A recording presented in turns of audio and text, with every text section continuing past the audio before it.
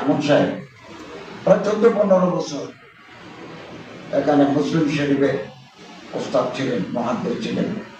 পরে লেখাপড়া এখানে করেছেন, এখান থেকে সাহারান করতে গেছেন এবং শেখুল ইসলাম হযরত আল্লামা আহমদ শফি সাহেব হাতে আমি বাইয়াত হয়েছি এবং আল্লামা জুনায়েদ বাবুনগরী সাহেবের দোয়া পেয়েছি।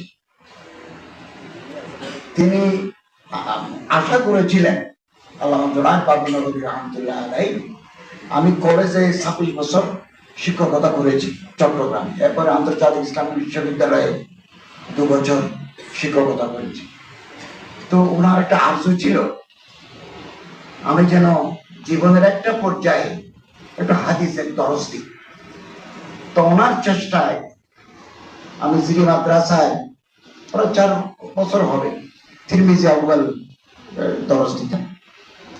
এখন আমি এটা ইমামতি হালিশহর ব্লক মসজিদে খুতবা দিতাম, এটাও বাদ দিছি, ইউনিভার্সিটিও বাদ দিছি, জিরি মাদ্রাসাও আর দেওয়া সম্ভব নয়।